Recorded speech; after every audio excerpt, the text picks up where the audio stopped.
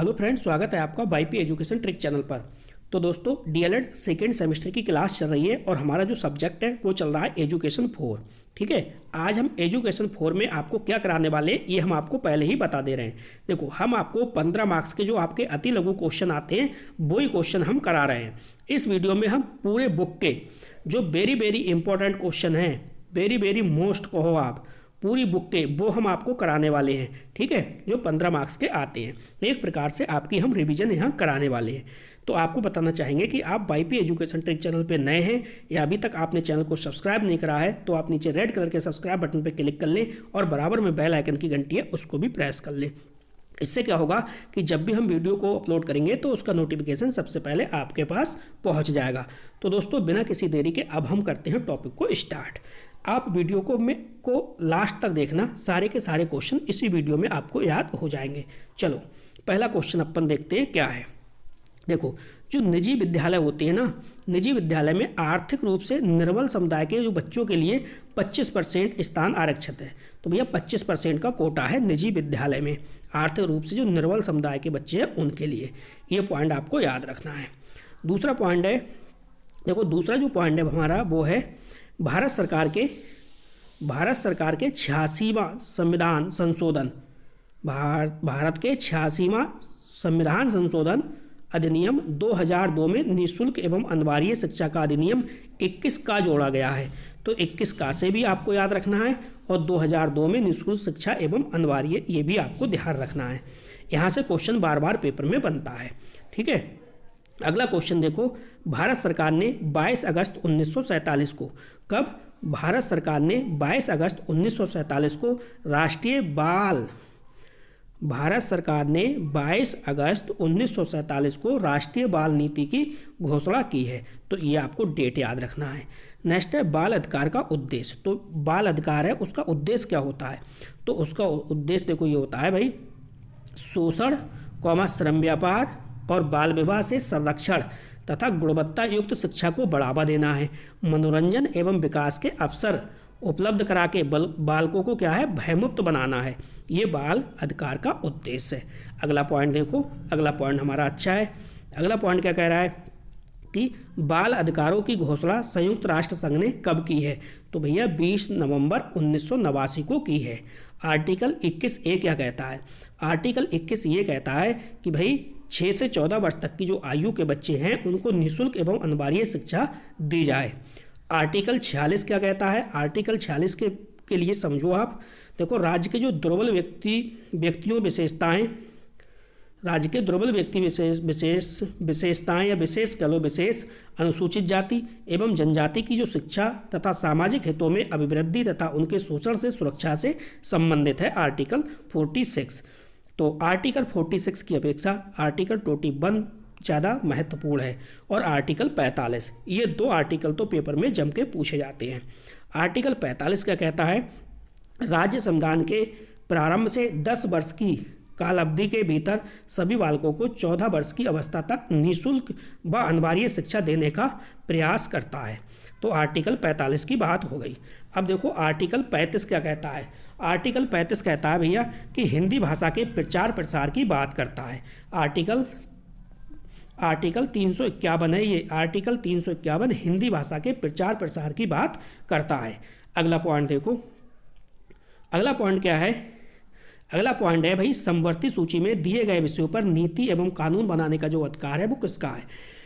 तो देखो समवर्ती सूची की बात हो रही है। समवर्ती सूची में राज्य और केंद्र दोनों की बात होती है समवर्ती सूची में। ठीक है, यहाँ पे देखो समवर्ती सूची में दिए गए विषयों पर नीति बनाने एवं कानून बनाने का जो अधिकार है वो केंद्र सरकार व राज्य सरकार दोनों का है। लेकिन क्या कंडीशन है? क्या कंडीशन है? यदि कानून का विषय समान है, यदि कानून का विषय समान है तो भैया जो केंद्र सरकार के पाले में झोला चला जाएगा, केंद्र सरकार बनाएगा उस पर कानून। नेक्स्ट देखो, अगला पॉइंट देखो, अगला पॉइंट क्या है? भारत एक पंथ निरपेक्ष यानी धर्मनिरपेक्ष राष्ट्र है। इसका उल्लेख कहाँ है? तो इसका उल्लेख है संविधान के 42वें संशोधन में है, संविधान के 42वें संशोधन में। अगला पॉइंट देखो, बाल शिक्षा अधिकार नियम के अंतर्गत शिक्षकों को निजी ट्यूशन चलाने की छूट नहीं है। यानी बाल शिक्षा अधिकार नियम के अंतर्गत शिक्षकों को निजी ट्यूशन चलाने की छूट बिल्कुल भी नहीं है। अब देखो यहाँ से ये जो अव्यय अब देख रहे हो और अवरोधन देख रहे हो, ये पेपर में खूब पूछा जाता है, तो इन दोनों को मिस नहीं करना आप, ठीक है। किसको? अव्यय और अवरोधन, इनको आप अच्छे से थोड़ा सा समझ लीजिए। देखो अव्यय क्या होता है? अव्यय का अर्थ होता है फिजूल खर्च, यानी अव्यय का अर्थ क्या होता है? फिजूल खर्च। देखो कैसे, अगर हम शिक्षा जगत से जोड़ें तो किस प्रकार से, देखो जब कोई बच्चा, यहाँ पे कोई लिख लेना, जब कोई बच्चा किसी पाठ्यक्रम में प्रवेश लेने के बाद उसे पूरा किए बिना बीच में ही छोड़ देता है तो उसे अव्यय कहते हैं। अब मान लो किसी कक्षा में बच्चे ने प्रवेश ले लिया, ठीक है, और प्रवेश लिया, मान लो क्लास 3rd में लिया प्रवेश, और उसने क्लास 3rd की शिक्षा पूरी नहीं की और बीच में भी वो छोड़ के चला गया, तो वहाँ पे क्या हुआ? अव्यय हुआ, ठीक है। तो इसे आप ध्यान रखना, ये पेपर में बार बार पूछा जाता है। अगला देखो अवरोधन। तो अवरोधन क्या है? अवरोधन का अर्थ है रुकावट। अवरोधन का क्या है अर्थ? रुकावट। अगर हम शिक्षा जगत की दृष्टि से देखें तो देखो, जब कोई बच्चा किसी एक निश्चित समय के पाठ्यक्रम को उससे अधिक समय में पूरा करता है तो उसे अवरोधन कहते हैं। कुल मिला के आप ये कह सकते हो कि एक बच्चा है, उसने कक्षा 3rd में वो एक बार में पास नहीं हुआ, तो वो एक बार फेल हो गया, तो उसने कक्षा 3rd जो है वो 2 बार में पास की, तो वहाँ पे क्या हुआ? अवरोधन हुआ, ठीक है। अगला क्वेश्चन देखिए, सुपर स्टार क्वेश्चन है जो हर बार आपके पेपर में पूछा जाता है। क्वेश्चन क्या है? क्वेश्चन को समझो। क्वेश्चन है भाई न्यूनतम अधिगम स्तर। तो न्यूनतम अधिगम स्तर क्या है? तो हम इसे 3 भागों में तोड़ेंगे। सबसे पहले न्यूनतम, फिर अधिगम, फिर स्तर, फिर आपको आराम से समझ में आ जाएगा। देखो न्यूनतम का अर्थ क्या है? न्यूनतम का तात्पर्य उस निर्धारित न्यूनतम दक्षता से है जिसकी प्राप्ति की अपेक्षा की जाती है। मान लो कक्षा 1 का छात्र है तो उसे 2 अंकों की संख्या का ज्ञान होना चाहिए, ठीक है। अधिगम समझो। अधिगम क्या है? अधिगम से अभिप्राय सीखना, ज्ञान ग्रहण करना अथवा समझ एवं कौशल विकास द्वारा व्यवहार में क्या है? परिवर्तन लाना है, ये अधिगम है, ठीक। अब स्तर क्या है? स्तर को समझो। स्तर से अभिप्राय प्राप्त जो ज्ञान है, प्राप्त ज्ञान अथवा उपलब्ध ज्ञान की न्यूनतम सीमा से है। तो ये पेपर में भाई खूब पूछा जाता है, इसको आप रट लेना, इसको आप याद करना, ठीक है। चलिए आगे की ओर चलते हैं। देखो ये जो स्लाइड आ रही है आपके सामने, ये वेरी वेरी इंपॉर्टेंट स्लाइड है, इसको आप मिस नहीं कीजिएगा। देखो क्वेश्चन क्या है? पहला क्वेश्चन है भाई कलकत्ता मदरसा की स्थापना। तो कलकत्ता जो मदरसा की स्थापना हुई है, ये हुई है अक्टूबर 1781 में। किसके समय? वारेन हेस्टिंग के समय में हुई है। नेक्स्ट हेडिंग है हमारी, वो है शिमला शिक्षा सम्मेलन 1901। शिमला शिक्षा सम्मेलन 1901। तो देखो ये क्या है? शिमला शिक्षा सम्मेलन का आयोजन 1901 में लॉर्ड कर्जन ने किया। किसने? लॉर्ड कर्जन ने किया है। इसके अध्यक्ष स्वयं लॉर्ड कर्जन थे। यह सम्मेलन 15 दिन तक चला था और इसमें शिक्षा से संबंधित लगभग 150 प्रस्तावों को पारित किया था। ये था भाई शिमला शिक्षा सम्मेलन 1901। चलो अगला क्वेश्चन देखो, अगला हेडिंग क्या है हमारी? ईस्ट इंडिया कंपनी के आज्ञा पत्र का प्रत्येक 20 वर्ष के पश्चात ब्रिटिश पार्लियामेंट द्वारा पुनरावर्तन किया जाता है। क्वेश्चन आपसे ये पूछेगा कि जो आपका ईस्ट इंडिया कंपनी का जो आज्ञा पत्र है, इसका पुनरावर्तन इस कितने वर्षों के बाद किया जाता है? तो 20 वर्ष के पश्चात। अगला क्वेश्चन देखो क्या है? अगला क्वेश्चन है मैकाले भारत में एक ऐसे वर्ग को उत्पन्न करना चाहता था जो जन्म से तो भारतीय हों परंतु रहन सहन व विचारों से अंग्रेज हों।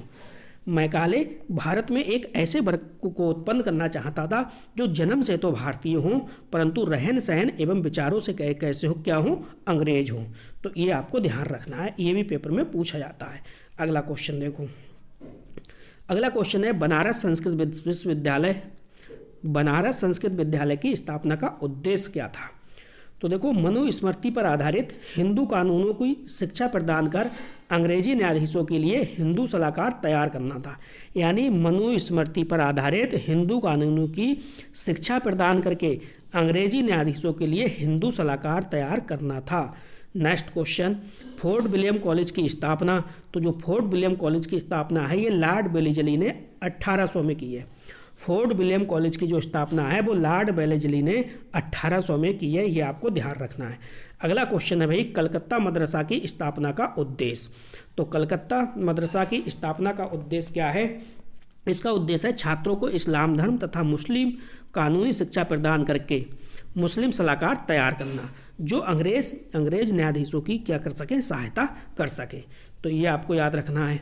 अगला क्वेश्चन देखिए, अगला क्वेश्चन पे भी आप स्टार लगाने लायक क्वेश्चन है, बहुत ही बेहतरीन है। पूना संस्कृत कॉलेज की स्थापना। तो पूना संस्कृत कॉलेज की जो स्थापना है वो 1818 में हुई है। अगला क्वेश्चन देखो, वुड के घोषणा पत्र के दोष। तो वुड के घोषणा पत्र के दोष क्या हैं? दोष ये हैं, प्राच्य साहित्य की उपेक्षा की है इन्होंने और स्वतंत्र शिक्षा व्यवस्था की समाप्ति। ठीक है। अगला क्वेश्चन, इस क्वेश्चन पे आप स्टार लगाने लेना, बहुत ही अच्छा क्वेश्चन है, बार बार पेपर में पूछा जाने वाला क्वेश्चन है। वुड की सिफारिशें। तो भाई वुड की क्या सिफारिशें हैं वो समझो। देखो वुड ने क्या क्या सिफारिशें की थी। उन्होंने कहा था कि देसी विद्यालय का सुधार किया जाए, ठीक है, और प्रत्येक जिले में विद्यालय की स्थापना की जाए। सरकार प्राथमिक शिक्षा पर अधिक धन खर्च करे। नेक्स्ट है, मेधावी और निर्धन छात्रों के लिए, जो छात्र मेधावी हैं या जो छात्र निर्धन हैं उन छात्रों के लिए क्या है, छात्रवृत्ति का प्रावधान हो, जिससे छात्रों को निम्न स्तर से उच्च स्तर तक की जो शिक्षा है वो प्राप्त करने में क्या हो, सुविधा हो। अगला क्वेश्चन देखो, अगला क्वेश्चन क्या कह रहा है। अगला क्वेश्चन हमारा कह रहा है, ब्रिटिश पार्लियामेंट ने 1880 में लॉर्ड रिपन को भारत का गवर्नर जनरल नियुक्त किया। आपको एक बात बता दूं, जिस दिन आपका एग्जाम हो ना डीएलएड सेकंड पेपर का एजुकेशन, डीएलएड सेकंड सेमेस्टर का एजुकेशन 4 का, तो उस दिन आज से आप 2 दिन पहले इस वीडियो को अवश्य देख लेना। 2 दिन या फिर जिस दिन आपका एग्जाम हो उस दिन देख लेना। ये 30 मिनट से ऊपर की वीडियो नहीं होगी, ये वीडियो देख लेना, वैसे का वैसे ही पेपर में आप छाप के चले आओगे। ठीक है, देख अवश्य लेना। चलो अगला क्वेश्चन देखो, वुड के आदेश पत्र में शिक्षा का माध्यम। तो वुड के जो आदेश पत्र था उसमें शिक्षा का माध्यम क्या था? देखो इन्होंने देसी विदेशी दोनों माध्यमों से शिक्षा करना स्वीकार किया, परंतु उच्च शिक्षा के लिए माध्यम के रूप में अंग्रेजी को अनिवार्य कर दिया था, जिनसे कि उच्च शिक्षा में अंग्रेजी को स्थायित्व मिल गया। ये थे वुड के आदेश पत्र में शिक्षा का माध्यम की बात हो गई। अब जो अगली हेडिंग है हमारी वो है वुड के घोषणा पत्र के कारण, यानी वुड के घोषणा पत्र के क्या कारण थे। तो चलिए 2 कारण हैं, उनको समझते हैं। देखो, नई शिक्षण संस्थानों की स्थापना करने तथा उनकी गुणवत्ता में सुधार करने के लिए, एक तो ये है। दूसरा है देश में अंग्रेजी शिक्षा की मांग दिन प्रतिदिन बढ़ते जाने के कारण। ये 2 पॉइंट आपको लिखने हैं। अगला जो क्वेश्चन है आपका, क्वेश्चन बनेगा मैकाले की शिक्षा नीति का दूरगामी प्रभाव क्या पड़ा। तो मैकाले के विचारों से देखो प्रभावित होकर ऐसी सरकारी नीति निर्धारित हुई जिसने प्राच्य तथा पाश्चात्य यानी देसी और विदेशी भाषा विवाद जो है वो समाप्त कर आधुनिक अंग्रेजी शिक्षा की नींव डाली। दूसरा पॉइंट है, पाश्चात्य वैज्ञानिक ज्ञान भारतीयों के लिए क्या हो गया, सुलभ हो गया। मैकाले के विवरण पत्र ने भारत के लिए प्राच्य और पाश्चात्य विज्ञान का द्वार खोला। तो ये मैकाले की शिक्षा नीति का दूरगामी प्रभाव था। नेक्स्ट देखिए, आगे चलते हैं। चलिए अगला क्वेश्चन हमारा देखिए, सुपरस्टार क्वेश्चन लगा हुआ है भाई। हंटर आयोग के अध्यक्ष। तो हंटर आयोग का अध्यक्ष का पूरा नाम है सर विलियम हंटर। हंटर आयोग के अध्यक्ष का पूरा नाम पूछा है, सर विलियम हंटर। नेक्स्ट है, वुड के घोषणा पत्र को भारतीय शिक्षा का महाधिकार कहा जाता है। ठीक है, ये क्वेश्चन भी अच्छा है। भारतीय शिक्षा का महाधिकार कहा जाता है, महाधिकार पत्र यानी मैग्ना कार्टा। निस्यंदन सिद्धांत का प्रतिपादक लॉर्ड मैकाले थे। तो निस्यंदन सिद्धांत आप रट लीजिए, बिल्कुल सिंपल है और सरल है। वुड के घोषणा पत्र के गुण, तो क्या गुण थे वुड के घोषणा पत्र के? देखो, शिक्षा के निश्चित उद्देश्य, जन शिक्षा विभाग की स्थापना और गरीब छात्रों को आर्थिक सहायता प्रदान करना आदि बिंदु वुड के घोषणा पत्र के प्रमुख गुण थे। अगला क्वेश्चन देखो, अगला क्वेश्चन क्या है? अगला क्वेश्चन है, हंटर आयोग की कोई 2 सिफारिशें। तो हंटर आयोग की कोई 2 सिफारिशों की बात करें तो देखो, सरकार को शिक्षा का उत्तरदायित्व स्थानीय निगमों व व्यक्तिगत संस्थाओं को दे देना चाहिए था। नेक्स्ट है, सहायता अनुदान के नियम प्रांतों की आवश्यकता के अनुसार बनाए जाएं। हंटर आयोग के 2 सिफारिशें थी ये। कि भाई सरकार को शिक्षा का जो उत्तरदायित्व है वो स्थानीय निगमों व व्यक्तिगत संस्थाओं को दे देना चाहिए। अच्छा, सहायता अनुदान के नियम प्रांतों की आवश्यकता के अनुसार बनाए जाएं, ये पॉइंट हो गया। अगला क्वेश्चन देखो, अगला क्वेश्चन है 1813 के आज्ञा पत्र की धारा 43 में विवाद के क्या कारण हैं। तो विवाद के क्या कारण थे समझो। देखो, पहला जो विवाद का कारण ये था कि 1 लाख रुपए की जो राशि है उसका व्यय किस प्रकार हो। नेक्स्ट है भारतीय विद्वान के अंतर्गत किन किन बिंदुओं को रखा जाए। तीसरा जो था वो साहित्य शब्द का क्या आशय समझा जाए, यानी साहित्य शब्द का क्या आशय समझा जाए। तो ये 3 पॉइंट हैं, ये आपको याद रखने हैं। नेक्स्ट है हंटर आयोग ने स्त्री शिक्षा संबंधी क्या सिफारिश दी है। तो देखो, इन्होंने क्या कहा कि भाई बालिकाओं के लिए जहाँ तक संभव हो अलग से बालिका विद्यालय स्थापित किए जाएं, निःशुल्क शिक्षा की व्यवस्था की जाए, छात्रवृत्ति की व्यवस्था की जाए, बालिका विद्यालय को सरकार द्वारा क्या दिया जाए, अनुदान दिया जाए। तो ये हो गई हंटर आयोग ने स्त्री शिक्षा संबंधी सिफारिशें। अगला क्वेश्चन समझो, मिशनरियों का प्रमुख उद्देश्य। तो मिशनरियों का प्रमुख उद्देश्य क्या था। देखो, भारत में कैथोलिक धर्म का प्रचार प्रसार करना था और अपनी आवश्यकताओं के अनुरूप शिक्षा संस्थाओं की स्थापना करना था। ये था मिशनरियों का प्रमुख उद्देश्य। नेक्स्ट देखिए अगला क्वेश्चन बहुत बेहतरीन क्वेश्चन है आपका। भाई यशपाल समिति का गठन जो है वो प्रोफेसर यशपाल की अध्यक्षता में 1992 में किया है। यशपाल समिति का जो गठन है वो प्रोफेसर यशपाल की अध्यक्षता में 1992 में। ये स्टार है भैया, स्टार लगाओ। सभी सारे के सारे क्वेश्चन में बहुत ही बेहतरीन क्वेश्चन करा रहा हूँ जो आपको पेपर में देखने को मिलेंगे डायरेक्टली इस वीडियो से। राष्ट्रीय शिक्षा नीति 1986 के अंतर्गत ऑपरेशन ब्लैक बोर्ड योजना प्रारंभ किया गया है। नेक्स्ट है शिक्षा आयोग 1964 के अध्यक्ष जो हैं वो प्रोफेसर DS कोठारी थे। नेक्स्ट है यशपाल समिति की जो रिपोर्ट है वो 5 खंडों में प्रस्तुत है। कितने खंडों में? 5 खंडों में। नेक्स्ट है बिना शिक्षा बोझ के नामक जो शीर्षक है वो यशपाल समिति की रिपोर्ट में प्रस्तुत है। चलो आगे समझो। अगला जो है हमारा वो है NCERT के कार्य। तो NCERT के कार्य क्या हैं? इनका काम होता है भाई आदर्श पाठचर्या एवं पाठ्य पुस्तकों का निर्माण करना और शिक्षक शिक्षा को सहायता देना, ये काम है NCERT का। नेक्स्ट है NCFTE 2009 क्या है? तो ये क्या है भाई? राष्ट्रीय शिक्षा पाठचर्या रूपरेखा एक नवीनतम दस्तावेज है जिसमें प्राथमिक शिक्षा के लिए आवश्यक दिशा निर्देश है। तो इसको रट्टा मारना है आपको। चलो भैया अगला क्वेश्चन देखो। अगला क्वेश्चन है NCF 2005 की प्रमुख समस्याएं क्या हैं? तो NCF जो 2005 है इसकी मुख्य समस्याएं क्या थी? देखो, शिक्षकों की कमी थी, भाषा की समस्या थी यानी लैंग्वेज की समस्या थी, राजनीतिक समस्याएं थी और धन संबंधी समस्या थी, परंपराओं की समस्या थी आदि ये प्रमुख समस्याएं थी। नेक्स्ट है राष्ट्रीय पाठचर्या की रूपरेखा के उत्तम शिक्षक की विशेषताएं। तो शिक्षक ग्रहणशील होना चाहिए और निरंतर सीखने वाला हो। दूसरा पॉइंट है सामाजिक, सांस्कृतिक एवं राजनीतिक संदर्भों में विद्यार्थियों को समझ सके, ऐसा होना चाहिए। ठीक है, ये शिक्षक की विशेषताएं होनी चाहिए, हर एक शिक्षक में ये गुण होने चाहिए। नेक्स्ट है राष्ट्रीय पाठचर्या की जो रूपरेखा 2005 है, 2005 के दूसरे अध्याय का जो शीर्षक है वो है सीखना और ज्ञान। क्या है? सीखना और ज्ञान। अगला जो क्वेश्चन है वो है राष्ट्रीय पाठचर्या रूपरेखा की आवश्यकता के कारण। तो राष्ट्रीय पाठचर्या रूपरेखा की आवश्यकता के क्या कारण हैं? तो पहला कारण है भारतीय समाज में विविधता।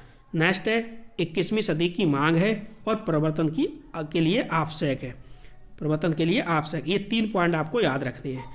अगला पॉइंट देखो, वेरी वेरी इंपॉर्टेंट पॉइंट आपके सामने है भाई।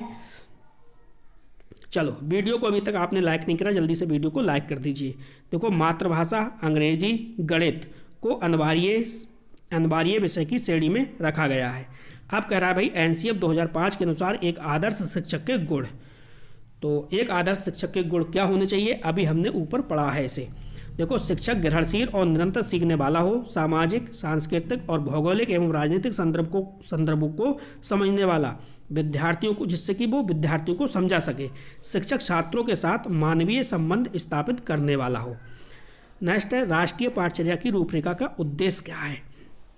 तो भाई विभिन्न प्रकार के विषयों में संबंध स्थापित करना है, बालकों का सांस्कृतिक एवं आध्यात्मिक विकास करना है, परीक्षा प्रणाली को अधिक लचीला एवं एकीकृत बनाना है। ठीक है, कठोर नहीं, लचीला एवं एकीकृत बनाना है, ये आपको ध्यान रखना है। अगला पॉइंट क्या कह रहा है, यशपाल समिति के सुझाव। तो यशपाल समिति के सुझाव क्या थे, तो सुझाव ये थे, देखो अत्यधिक बड़ी कक्षाएं और भारी पाठचर्या, कठिन पुस्तकें आदि शिक्षक को अपने उद्देश्यों में सफल नहीं होने देती। तो भैया बड़ी कक्षाएं नहीं होनी चाहिए, भारी पाठचर्या नहीं होनी चाहिए, कठिन पुस्तकें नहीं होनी चाहिए। नेक्स्ट दूसरा, परीक्षा में अंक प्राप्त करना ही मात्र योग्यता की निशानी नहीं माना जाता है। तो ये यशपाल समिति के सुझाव थे। अगला पॉइंट देखो, अगला पॉइंट क्या है, अगला पॉइंट है यशपाल समिति की अध्यक्षता में गठित समिति का उद्देश्य। तो देखो यशपाल की अध्यक्षता में गठित कमेटी का मुख्य उद्देश्य शिक्षा प्रणाली में सुधार और प्राथमिक शिक्षा को अधिक रुचिपूर्ण तथा गुणवत्तापूर्ण बनाना है, छात्रों की समझ में क्या है वृद्धि तथा पाठ्यक्रम को व्यवस्थित करना था। ये यशपाल समिति की अध्यक्ष में गठित समिति का उद्देश्य था। जो अगला क्वेश्चन आ रहा है इस पे आप स्टार लगाओ। ये जो अगला पॉइंट है ये वेरी इंपॉर्टेंट पॉइंट है। देखो राष्ट्रीय शिक्षा नीति 1986 के मूल तत्व लिखिए। तो पूरे देश में देखो 10+2+3 शिक्षा संरचना लागू करना, 14 वर्ष की आयु तक निःशुल्क एवं अनिवार्य शिक्षा, अपव्यय पर रोक और स्त्री शिक्षा को प्रोत्साहन, विकलांगों की शिक्षा के प्रयास आदि इनके मूल तत्व थे। अगला क्वेश्चन है राष्ट्रीय शिक्षा नीति 1986 के 2 गुण बताइए। तो शिक्षा को राष्ट्रीय महत्व का विषय मानते हुए बजट का 6% व्यय करना, ये आपको ध्यान रखना है। शिक्षा को राष्ट्रीय महत्व का विषय मानते हुए बजट का 6% व्यय करना है। शिक्षा जो संरचना है वो 10+2+3 लागू करना और ऑपरेशन ब्लैक बोर्ड तथा नवोदय विद्यालय की स्थापना इसके प्रमुख गुण हैं, ये आपको याद रखना है। ठीक है, अगला पॉइंट समझो, अगला पॉइंट क्या है भाई, अगला जो पॉइंट है वो है हमारा ऑपरेशन ब्लैक बोर्ड का उद्देश्य। तो ऑपरेशन ब्लैक बोर्ड का क्या उद्देश्य है समझो। देखो सभी प्राथमिक विद्यालयों में श्यामपट्ट एवं चौक की व्यवस्था करना है, प्राथमिक विद्यालयों में कमरों, पाठ्य सामग्री, शिक्षण उपकरण और प्राथमिक शिक्षा की गुणवत्ता में सुधार करना है, इसका प्रमुख उद्देश्य है। पी मोस्ट के क्या उद्देश्य हैं भाई, पी मोस्ट के उद्देश्य समझ लो। देखो शिक्षण कौशल में दक्षता प्राप्त करना, क्रिया प्रधान शिक्षण विधियों का उपयोग करना, विद्यालय तथा कक्षाओं को रुचिकर बनाने पर जोर देना है और कक्ष में उपलब्ध सामग्री का उपयोग करना भी पी मोस्ट का प्रमुख कार्य है। नेक्स्ट पॉइंट समझिए आप वीडियो को कंप्लीट देखना, कंप्लीट में आपकी रिवीजन करा दूंगा। देखो डीपीईपी योजना के अंतर्गत किन पक्षों पर विशेष बल दिया गया है। तो डीपीईपी योजना के अंतर्गत 3 प्रमुख पक्षों पर विशेष बल दिया गया है। कौन कौन से वो 3 पक्ष है समझो। देखो भवन तथा संस्थागत क्षमता का सुदृढ़ीकरण करना है, प्राथमिक शिक्षा तक पहुंच का विस्तार करना है और गुणवत्ता में सुधार संप्राप्ति ह्रास में कमी लाना है। नेक्स्ट है जिला प्राथमिक शिक्षा कार्यक्रम के तहत केंद्र सरकार द्वारा 40 करोड़ खर्च करने का प्रावधान है। जिला प्राथमिक शिक्षा कार्यक्रम यानी डीपीईपी के तहत केंद्र सरकार द्वारा 40 करोड़ रुपए खर्च करने का क्या है प्रावधान है। अगला पॉइंट समझो आप, अगला पॉइंट क्या कह रहा है भाई, अगला पॉइंट कह रहा है स्कूल रेडिनेंस प्रोग्राम के 2 उद्देश्य। तो देखो स्कूल रेडिनेंस प्रोग्राम के 2 उद्देश्य क्या हैं। बच्चों में स्कूल के प्रति सकारात्मक दृष्टिकोण विकसित करना है। ठीक है, बच्चों में स्कूल के प्रति सकारात्मक यानी पॉजिटिव दृष्टिकोण विकसित करना है। कक्षा प्रक्रियाओं में बच्चों की भागीदारी में वृद्धि करनी है। अब देखो SOPT कार्यक्रम का पूरा नाम क्या है। तो देखो इसका है special orientation for primary teacher. ठीक है, ये फुल फॉर्म पूछी जा चुकी है। अगला क्वेश्चन संपूर्ण साक्षरता अभियान। तो भैया संपूर्ण साक्षरता अभियान 5 मई 1988 को किया गया था। संपूर्ण साक्षरता अभियान का प्रारंभ 5 मई 1988 को किया गया। नेक्स्ट राष्ट्रीय साक्षरता मिशन। तो राष्ट्रीय साक्षरता मिशन की स्थापना एक सामाजिक तथा प्रौद्योगिकी अभियान के रूप में 5 मई 1988 को राष्ट्रीय स्तर पर की गई है। नेक्स्ट है ऑपरेशन ब्लैक बोर्ड। तो ऑपरेशन ब्लैक बोर्ड की जो शुरुआत है वो 1987 में की गई है। नेक्स्ट है जिला प्राथमिक शिक्षा कार्यक्रम। तो जिला प्राथमिक शिक्षा कार्यक्रम जो है वो 3 चरणों में संपादित है, यानी जिला प्राथमिक शिक्षा कार्यक्रम 3 चरणों में संपादित है। नेक्स्ट अगला देखो, अगला पॉइंट क्या है। अगला पॉइंट है जिला प्राथमिक शिक्षा कार्यक्रम की जो शुरुआत है वो 1994 में की गई है। नेक्स्ट है विद्यालयोन्मुखी कार्यक्रम को स्कूल रेडिनेस प्रोग्राम एवं निजी नहीं, विद्यालयोन्मुखी कार्यक्रम को स्कूल रेडिनेस प्रोग्राम एवं विद्यालय शिक्षा की तैयारी कार्यक्रम के नाम से जाना जाता है। अब देखो अगला पॉइंट, अगला जो पॉइंट देख रहे हो आप, ये वेरी वेरी इंपॉर्टेंट पॉइंट है। क्या पॉइंट है समझो। देखो बेसिक शिक्षा परियोजना के उद्देश्य। तो बेसिक शिक्षा परियोजना के उद्देश्य क्या हैं भाई, शिक्षा का सार्वभौमिकरण करना है। क्या करना है? शिक्षा का सार्वभौमिकरण करना है। नेक्स्ट है 14 वर्ष तक के सभी बालकों को शिक्षा के अवसर उपलब्ध कराना है। नेक्स्ट पॉइंट है ऑपरेशन ब्लैक बोर्ड के माध्यम से विद्यालयों में प्रदान की जाने वाली सुविधा कौन कौन सी हैं। तो चलिए इसे भी समझिए। देखो शिक्षण एवं अधिगम की आवश्यक सामग्री उपलब्ध हो, विद्यालय एवं कक्षा को आकर्षण बनाया जाए। अब आ गया पी मोस्ट का पूरा नाम। तो पी मोस्ट का पूरा नाम क्या है? प्रोग्राम फॉर मास और ओरिएंटेशन ऑफ स्कूल टीचर। आपको एक बात बता दें, देखो एजुकेशन 4 के अंदर जितनी भी फुल फॉर्म है पूरे सिलेबस में, अगली जो मैं वीडियो आपको लेके आऊँगा, पूरी बुक की जो फुल फॉर्म है उन्हीं की वीडियो लेके मैं आपको आऊँगा। ठीक है, आप चैनल को सब्सक्राइब करके रखिए और ज़्यादा से ज़्यादा दोस्तों अपने दोस्तों को जोड़िए। मैंने कहा था कि मैं आपको नोट्स प्रोवाइड कराऊंगा, तो आपको नोट्स भी प्रोवाइड कराऊंगा। ठीक है, बिल्कुल निःशुल्क, इसकी चिंता आप ना करें। नेक्स्ट है पी मोस्ट क्या है? तो पी मोस्ट क्या है? देखो पी मोस्ट शैक्षिक अनुसंधान एवं प्रशिक्षण परिषद द्वारा 1986 में प्राथमिक तथा माध्यमिक शिक्षकों को व्यावसायिक दक्षता बढ़ाने के लिए चलाया गया एक कार्यक्रम है। नेक्स्ट है ऑपरेशन ब्लैक बोर्ड योजना के अंतर्गत वस्तुएं कौन कौन सी हैं? तो ऑपरेशन ब्लैक बोर्ड योजना के अंतर्गत वस्तुएं ब्लैक बोर्ड, विज्ञान किट, खेल सामग्री व खिलौने हैं और विद्यालय की घंटी है। नेक्स्ट देखिए, अगला हमारा क्वेश्चन क्या है भाई, डीपीईपी यानी डीपीईपी विश्व बैंक की वित्तीय सहायता से संचालित किया गया है। पेपर में पूछेगा कि डीपीईपी है वो किसकी वित्तीय सहायता से संचालित किया गया है, तो आपका आंसर होगा विश्व बैंक। नेक्स्ट है एसओपीटी मानव संसाधन विकास मंत्रालय द्वारा प्राथमिक स्तर के अध्यापकों के लिए संचालित की गई है। ये आपको ध्यान रखना, प्राथमिक स्तर के अध्यापक। नेक्स्ट है प्रथम चरण में डीपीईपी जो है वो देश के 7 राज्यों के 42 जनपदों में संचालित की गई है। यानी डीपीईपी प्रथम चरण में डीपीईपी देश के 7 राज्यों के 42 जनपदों में संचालित की गई है। नेक्स्ट है ड्रॉप आउट के संदर्भ में डीपीईपी के क्या उद्देश्य है? तो भैया प्राथमिक शिक्षा के साथ सभी छात्रों को जोड़ना है, यानी प्राथमिक शिक्षा के साथ सभी छात्रों को जोड़ना है और औपचारिक शिक्षा प्रदान करना है। ये 2 काम है डीपीईपी का, ये उद्देश्य है। चलिए अगला क्वेश्चन देखो आप। अगला क्वेश्चन है हमारा कि उत्तर प्रदेश बेसिक शिक्षा परियोजना के मुख्यतः 2 कार्य बताओ। तो देखो प्रबंधकीय तथा अकादमिक व्यवस्था करना है। ठीक, प्रबंधकीय तथा अकादमिक व्यवस्था करना। इन दोनों कार्यों के अंतर्गत संस्थागत क्षमता में वृद्धि करना है, संस्थागत क्षमता में वृद्धि करना है, शैक्षिक गुणवत्ता में उन्नयन और बेसिक शिक्षा तक लोगों की पहुंच को सुनिश्चित करना आदि है। संपूर्ण साक्षरता अभियान की विशेषताएं क्या हैं? तो विशेषताओं को समझो। देखो संपूर्ण साक्षरता अभियान की जो सफलता पूर्ण रूप से जनता की अभिप्रेरणा एवं सामुदायिक सहयोग, ठीक है, सामुदायिक सहयोग पर आधारित है। यह कार्यक्रम क्या है? त्रुटि निवारण एवं जन सहभागिता के पक्षों को सम्मिलित करता है। यह एक लक्ष्योन्मुखी कार्यक्रम है, मात्र नामांकन में वृद्धि करना इसका उद्देश्य नहीं है। इसका उद्देश्य मात्र नामांकन में वृद्धि करना नहीं है, ये बात भी आपको ध्यान में रखना है। अगला क्वेश्चन देखो क्या है, विद्यालयोन्मुखी कार्यक्रम। ठीक है, ये वाला जो पॉइंट है ये पिछली बार सुपर टैट में पूछा गया था 2018 वाले पेपर में। तो विद्यालयोन्मुखी कार्यक्रम क्या है?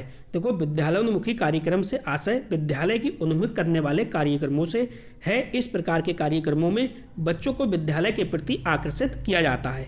इसके अंतर्गत कक्षा 1 के प्रारंभिक 6 सप्ताह से 2 माह की अवधि तक उन बच्चों को पूर्ण प्राथमिक शिक्षा के अनुभव दिए जाते हैं और उन्हें विद्यालय के योग्य बनाया जाता है। तो ये हो गया विद्यालयोन्मुखी कार्यक्रम। चलिए आगे समझिए आप। ये जो आप स्लाइड देखोगे ये बहुत ही बेहतरीन स्लाइड है आपके लिए, सीधे सीधे पेपर में आपको क्वेश्चन देखने को मिलेंगे।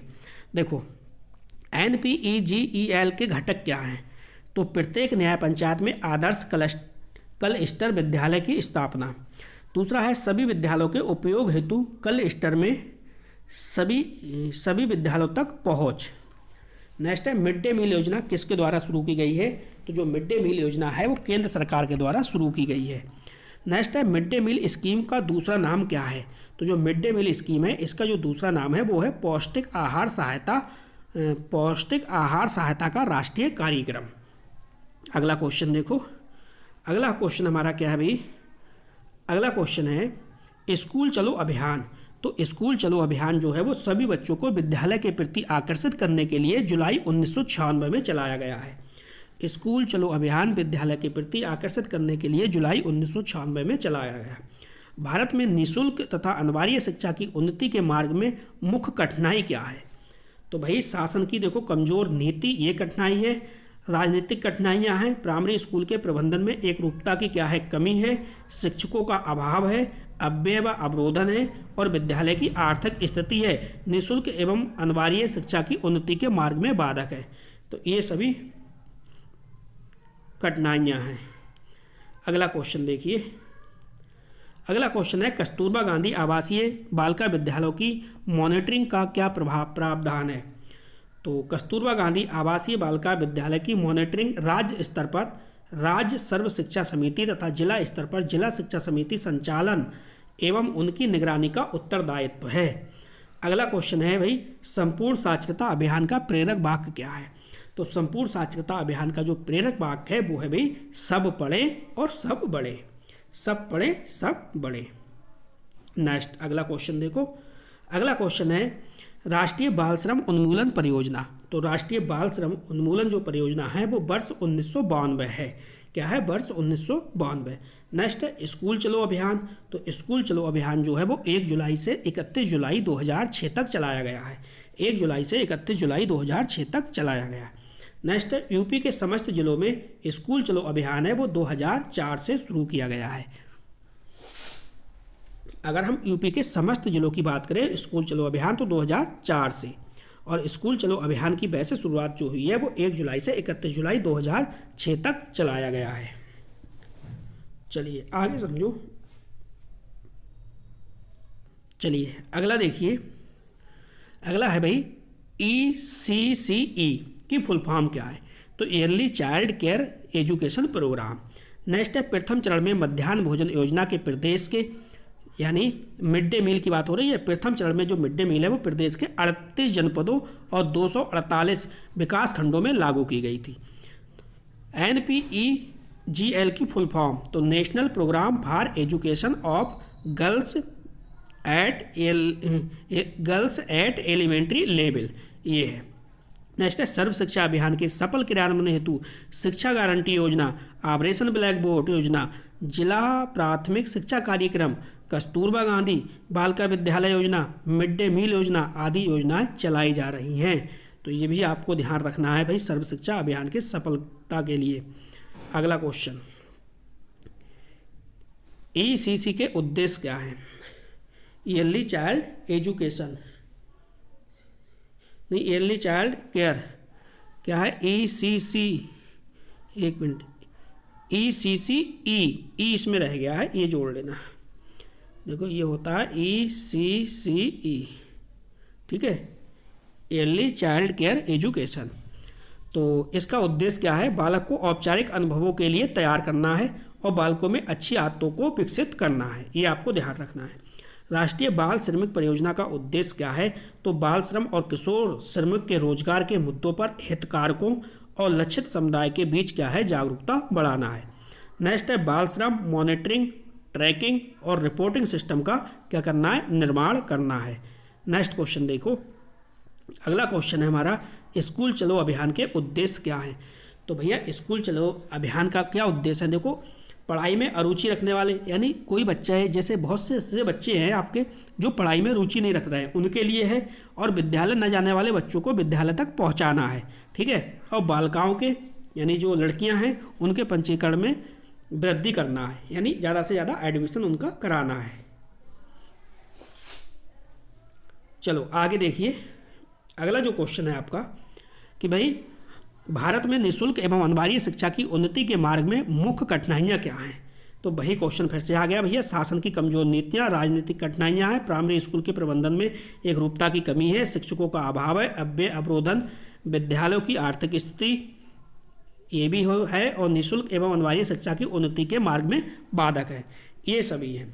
तो दोस्तों एजुकेशन जो 4 के हमने जो अति लोगों क्वेश्चन आपके पूछे जाते हैं 15 मार्क्स के, ठीक है, तो 15 मार्क्स के हमने कंप्लीट कर लिए मात्र 35 मिनट के अंदर अंदर। आप इस वीडियो को विश्वास करिए 2 से 3 बार आप देख लेना, 15 मार्क्स आपके पक्के, कहीं से भी क्वेश्चन नहीं आएगा, यहीं से क्वेश्चन आपका इसी वीडियो से देखने को मिलेंगे ज़्यादा से ज़्यादा, ठीक है। तो दोस्तों कमेंट करके बताना आपको ये वीडियो कैसी लगी। तो दोस्तों बस इस वीडियो में इतना ही था। वीडियो देखने के लिए आपका बहुत बहुत धन्यवाद। मिलते हैं नेक्स्ट वीडियो में न्यू टॉपिक के साथ।